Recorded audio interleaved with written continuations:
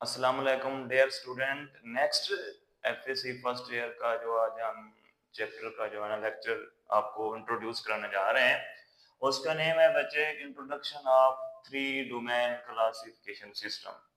इससे पहले हमने बायोडाइवर्सिटी और क्लासिफिकेशन का इंट्रोडक्शन किया था। नेक्स्ट जो सेकंड हमारा लेक्चर है introduction of three domain classification system.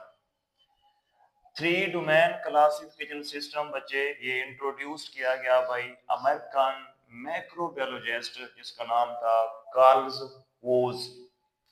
इसने बच्चे 1990 ईस्वी में उसने three domain classification system introduce कराया। According to this system animal को तीन डोमेन में क्लासिफाई किया गया है। फर्स्ट जो डोमेन है वो है डोमेन आर्किया। डोमेन आर्किया में बच्चे पुराने बैक्टीरिया शामिल हैं, ओल्ड बैक्टीरिया। ओल्ड बैक्टीरिया के जो कैरेक्टरिस्टिक होते हैं आर्किया के, उनकी हैबिटेट, बॉडी की शक्ल, metabolism, cell membrane, cell wall, genetic system और रिप्रोडक्शन। बॉडी की जो हैबिटेट है उनकी, वो हाई टेम्परेचर पे लिव कर सकते हैं, हाई सैलिनिटी एरिया यानी कि नमकियात वाले इलाकों में भी ये मौजूद होते हैं हैबिटेट के एतबार से।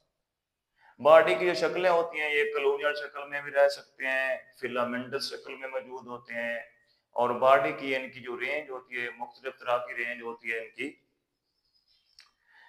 यानी कि ये माइक्रोमीटर तक इनकी रेंज ज्यादा से ज्यादा यानी 15 माइक्रोमीटर तक इनकी बॉडी की रेंज होती है। और मेटाबॉलिज्म इनके अंदर मैथोजेनेसिस मेटाबॉलिज्म होता है।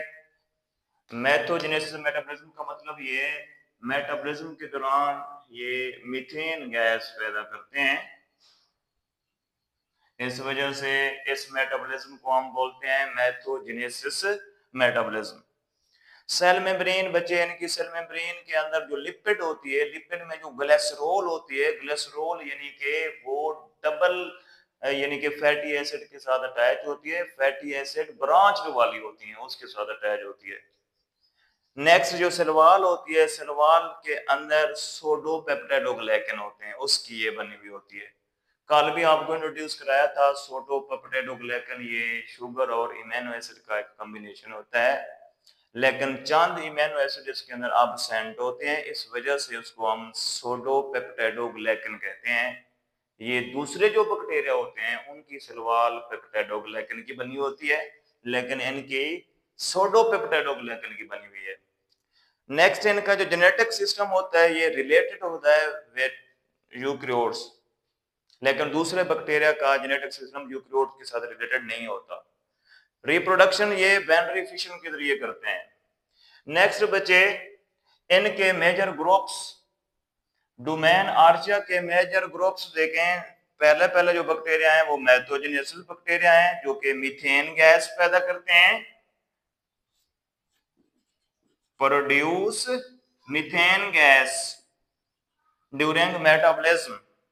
मेटाबॉलिज्म के दौरान ये मीथेन गैस पैदा करते हैं। सेकंड जो है ना हेलो बैक्टीरिया होते हैं। हेलो बैक्टीरिया ऐसे बैक्टीरिया होते हैं, ये बच्चे लिव करते हैं, लिव इन हाई सैलेंटी इन्वायरमेंट, यानी ऐसा एनवायरनमेंट जिसमें नमकियात ज्यादा होते हैं, उस एनवायरनमेंट में रहने वाले बैक्टीरिया हेलो बैक्टीरिया कहलाते हैं। नेक्स्ट होता है थर्मोकोकी, लिव इन हाई टेम्परेचर। ऐसे बैक्टीरिया जो बच्चे हाई टेम्परेचर पे लिव कर सकते हैं, ऐसे बैक्टीरिया को हम बोलते हैं थर्मोकोकी। नेक्स्ट होते हैं थैमोआर्चिया बैक्टीरिया। थैमोआर्चिया बैक्टीरिया ये ऐसे बैक्टीरिया होते हैं, तो ये बच्चे यूज होते हैं यूज फॉर नाइट्रोजन साइकिल या नाइट्रोजन फिक्सेशन। ये नाइट्रोजन फिक्सेशन के लिए यूज होते हैं। By nitrogen cycle, by nitrogen cycle, nitrogen cycle के जरिए ये नाइट्रोजन को फिक्स करने में भी यूज होते हैं। इनको हम बच्चे नाइट्रोजन फिक्सेशन बैक्टीरिया भी बोलते हैं। तो ये इनके ये हैं मेजर ग्रुप्स, ये उनके जनरल कैरेक्टरिस्टिक हैं आर्चियोबैक्टीरिया के। नेक्स्ट हम इंशाल्लाह सेकंड जो है ना सेकंड डोमेन देखेंगे, उसका नेम है डोमेन